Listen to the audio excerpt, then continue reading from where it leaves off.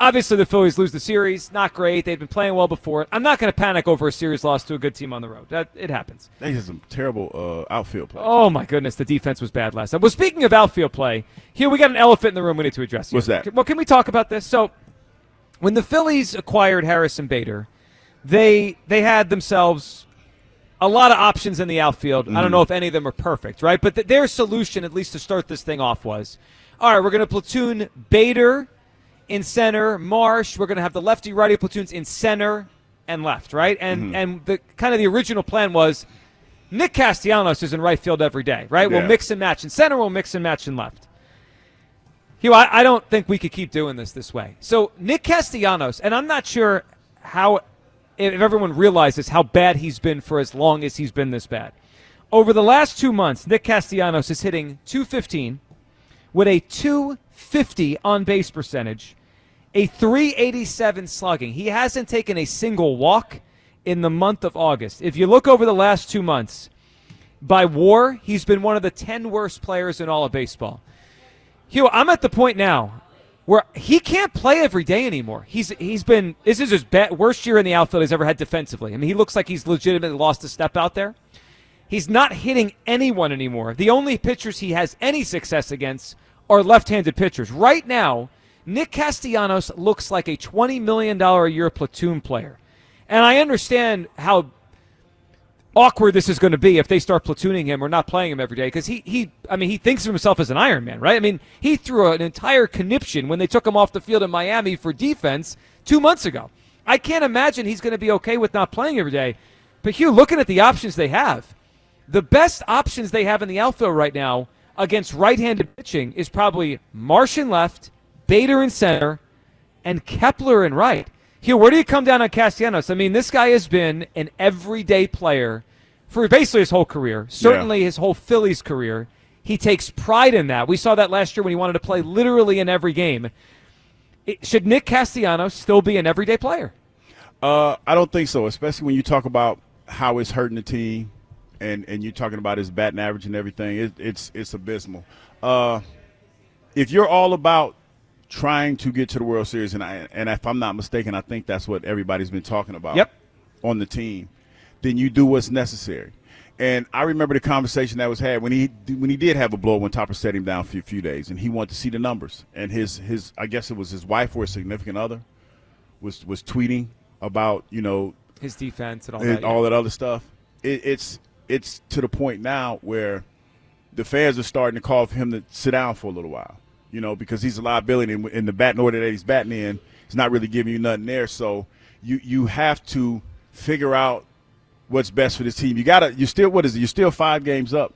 5 games up on the Mets. On the Mets. Yep. So you have to do what's best for the team right now. And if that means being in a platoon situation, then so be it. Yeah, I can't believe that it's come to the point where Max Kepler looks like a better option against right-handed pitching, but he does. I mean, right now, if a righty is starting for the other team and you tell me who's the better option, it's Kepler. Kepler hits the ball harder. He's hit for just as much power this season. He plays better defense.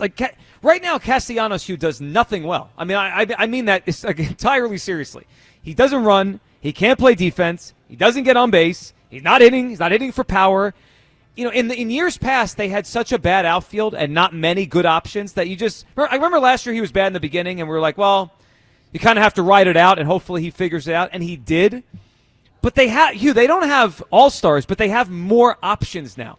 You have some better options at in the outfield than you'd have in the past. Well, the Bader trade gave them another player. Yeah, if Topper's making the lineup out every day and he's honestly putting the best 3 outfielders on the field each day, he can't play every day anymore. I mean, he looks like a guy that should just play against lefties. I wonder if people come down on Castellanos right now. 215-592-9494. Should Nick Castellanos still be an everyday player for the Phillies? Hugh, I know you said a couple days ago when we first broached this that he's going to have to be okay with it. I think this is the biggest hang-up, that he's not going to be okay with it. Because they've got to see what we're seeing. They know how bad he's been for 2 months. So I'm questioning why they're so hesitant to start pulling him out. Because Topper is the type of manager that tries to let guys work their way out August 14th. Yeah, and it's bad. And you talk about some of the play from yesterday.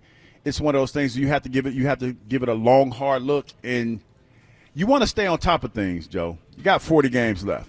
I mean, it's no cause to panic, but you still want to try to distance yourself from the. So yeah, this is something you have to think about. Definitely something you have to think about. So this weekend they're going to see 2 righties, 2 lefties. I mean, if they're platooning, which I think at this point that's what they should do with Castellanos, platoon him out with Kepler, then he should sit 2 of these games. I know he has a contract. I know he has a track record. I understand he turned it around last year. Here, my eyes are telling me he's declining. I mean, he looks like a decline. He's 33. Not. Yeah, late and in the game. His defense was never great, but this year feels like he's lost a step. Like there was a ball that was hit to the outfield last night, and when it first was hit, it was kind of a shallow pop. I was like, he's probably not going to get to it. But he wasn't. It wasn't like he was even close. I mean, he was 10 or 12 feet from the ball when it landed. It's rough right now with Castellanos. I don't think he should be an everyday player anymore. Where do you come down? 215-592-9494. Jalen Hurts not having a great camp. Elliott's going to join us later to tell us about today's practice against the Browns. Is it a big deal? Nick Castellanos, should he still be an everyday player? You know what else makes this awkward, Hugh? What's that?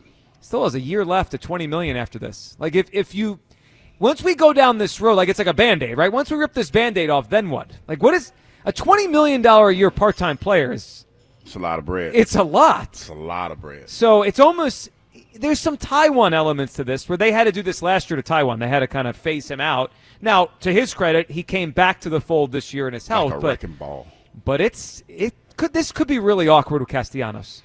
Yeah, because he's very vocal and prideful. He's very, very prideful. But if you're, to coin a phrase from Jalen, if you're trying to keep the main thing, yep. man, and if you're not an asset anymore and you're being a liability, you have to do what's best for the squad at this point. Yeah, and we always talk about the bottom of the order, right? But they also need the middle of the order, and he's in that middle. Like the bottom, some days they're going to be good, some days they're not. They're the bottom of the order. The top we know they have to hit with Turner and Schwarber and Harper, but they need something out of the middle. And Castellanos, for 2 straight months, has given them nothing.